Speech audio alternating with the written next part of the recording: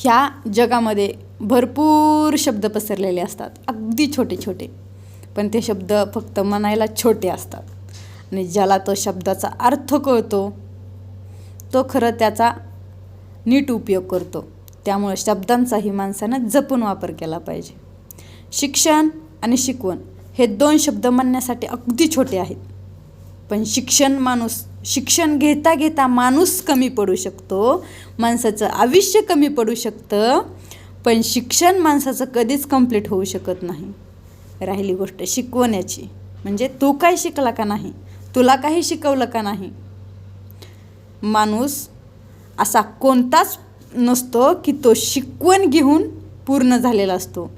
या जगामध्ये इतक्या शिकवणी आहेत, माणसाचं आयुष्य जरी कमी पडलं तरी शिकवणी कधी संपणाऱ्या नसतात. त्यामुळं आपण शब्दांचा जपून वापर केला पाहिजे.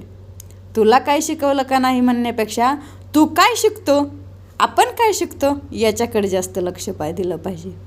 शिकवणी कधीच कमी पडत नाहीत आणि शिक्षणही कधी माणूस घेता घेता शिक्षणही कधी कमी पडत नाही, माणूस कमी पडतो. आपणही कुठंतरी कमी पडलेलो असतो आणि आपण आपलं आयुष्य जरी संपलं, आपण जरी संपलो तरी शिकवण आणि शिकवणी ह्या कधीच संपणाऱ्या नसतात.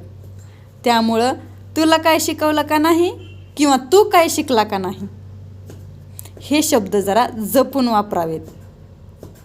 त्यामधून आपण काय शिकलो हे समोरच्याला कळतं आणि आपण काय शिकलोत आणि कसं शिकलोत हेही समोरच्याला कळतं.